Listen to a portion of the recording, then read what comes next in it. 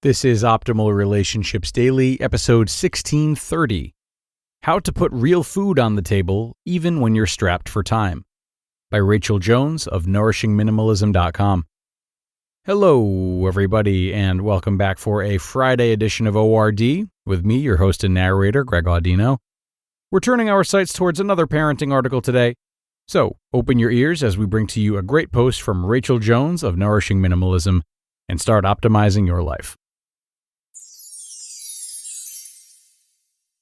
How to Put Real Food on the Table Even When You're Strapped for Time, by Rachel Jones of NourishingMinimalism.com.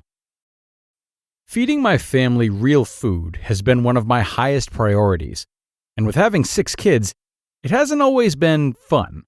It's taken a lot of work, and I've had to adjust my methods every time there's a change in our life. Sports, new baby, trips, etc. Many times I'm tempted to just order pizza or buy boxes of meals that can be thrown together. But, being the nerd that I am, I always calculate the cost. Buying boxes of Hamburger Helper always seemed to end up being more than if I just purchased the groceries to make my own. And whenever I look at how much we could spend on pizza, well, we could have a yummy seafood meal for that price. There are times when I would give in and spend the $40 on pizza, and of course the whole family enjoys it. Why do they eat so much more when it's pizza? 5 slices for a 5-year-old? Seriously? Part of what helps me is comparing the cost of real food versus junk food. But then also, if I'm tired and I don't want to put out the effort to cook, often I'm hungry right then, and pizza is still going to take at least 30 minutes to get to us. Most of the meals I make can be done in 30 minutes. So, I can't justify in my mind spending more money and not saving any time only to eat food that is subpar. So I will cook. During the really busy seasons of our lives, I've had to rely on a few tricks. Planning out meals is extremely helpful. I love spreadsheets and charts. I like having breakfast, lunch, and dinner planned out, having a grocery list that's organized by category, etc. The most helpful for me was to sit down and plan out a whole month. It took time, but honestly, not as much time as I used to spend wandering around the kitchen thinking, the kids are hungry. Again, what am I going to feed them this time? Even if I didn't have my whole month planned out, having a list of all the meals that I could make was helpful. It saved me from cooking the same thing every single night. When I have a baby, I make the same 4 meals all the time. For some people, this is going to seem way too boring. But here's the thing. Having a new baby is a lot of work. Making dinner for a large family is also a lot of work. To avoid being overwhelmed, I was willing to eat the same thing every week. I think the older generation had a lot of wisdom in their Meatloaf Monday and Taco Tuesday method. When you make the same thing, it means you always have to purchase the same thing at the store. It simplifies shopping, and there are only 4 things to choose from when it comes time to cook. So it simplifies the decision-making as well. You can also find meals that are simple and have limited ingredients, so they go together quickly, and you can guide children in making them if they're helping out. Make a double batch of everything. It doesn't take very much time to double the amount of food that you're cooking. And when you have a double batch, that means 2 meals. Either put it in the freezer or serve it later. I personally don't mind eating the same thing 2 days in a row. My week might look like this. Cook on Monday night, eat leftovers Tuesday. Cook Wednesday, eat leftovers on Thursday. Cook Friday, eat leftovers on Saturday, etc.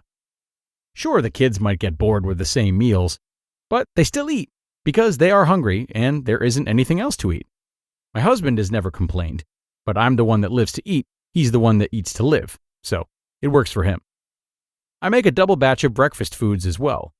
Pancakes and French toast can be reheated in a toaster. Baked oatmeal and rice pudding are great served cold.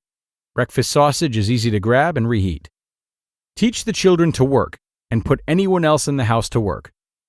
I taught the kids how to chop veggies, stir food, open cans, grease pans, and they can get the food items out of the fridge and put items back in it again. They can set the table, clear the table, put leftovers away, and wash the dishes. If there's a baby in the house, someone is appointed babysitter while I cook dinner. Sometimes that means they have to sit outside with the baby, play with him, read books, or, when he was really little, just sit and hold him, or wear him in a wrap, because it was easier for me to cook if the baby was occupied. Before I had older kids, I used a baby swing for that. I really hate how much room a baby swing takes up, so once I had children old enough to hold the baby for me, I haven't had a swing in the house. Once my husband got home from work, if I was still cooking, I would ask for his help. Either he would take over the baby watching, or he would cook alongside me.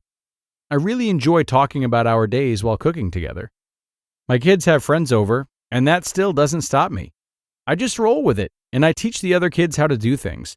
I have no doubt that it would be awkward at first to be a 15-year-old boy visiting a friend and ending up chopping tomatoes or grating cheese with their mother barking orders. But they keep coming back, so it must not be that bad. I really believe they are learning something important, and they can visit while they work instead of zoning out in front of a video game. Have a routine. I start cooking at 4 p.m. every day. I actually have a preset alarm on my phone, so at 3:50 p.m. it chimes, telling me I need to start dinner preparations. I try to be home and have everything else on my to-do list done, cleaning routines, homeschooling, etc. Also, with having a cleaning routine, it means that the dishes were done after breakfast and lunch, so the kitchen is ready. Just having dishes done after every meal makes a huge difference in how easy it is to prepare dinner. Follow the 80-20 rule.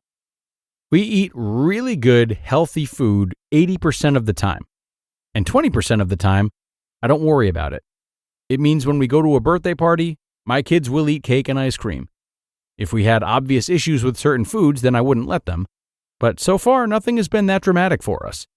I really prefer to avoid artificial food dyes, high fructose corn syrup, and rancid GMO oils. I don't stress about it. The majority of what our family eats is good, and if they have the opportunity to eat junk food, of course, they will want to eat it. I don't have the energy to let it control my life. You just listened to the post titled, How to Put Real Food on the Table Even When You're Strapped for Time, by Rachel Jones of NourishingMinimalism.com. And such a terrific post from Rachel today, which we thank her for. So based on what she said, I think that she has a really integrated approach that helps her to be successful. And the integration I'm talking about is equal parts rigidity and relaxation, right? So she's deploying really great concrete habit-forming techniques when she talks about how she sets an alarm and commits to cooking at 4 p.m. each day. That helps her stay accountable and on task. But then she also talks about the 80-20 rule, which I love. And you see, this allows her some breathing room, some room for flexibility. It helps her loosen her grip just enough so that this routine of hers is effective, yet not so daunting or repetitive that it feels like a sentence for her and her family. And I might suggest an approach like this for anyone who's trying to keep up with a certain schedule or reach a certain goal. Look for opportunities to, let your hair down a bit and trust that they only help to keep you going in the long term. But that's enough out of me for today, everybody. Thank you as always for being here with me and staying until the end. Wishing you a great rest of your Friday if you're listening in real time, and I'll talk to you again tomorrow, where your optimal life awaits.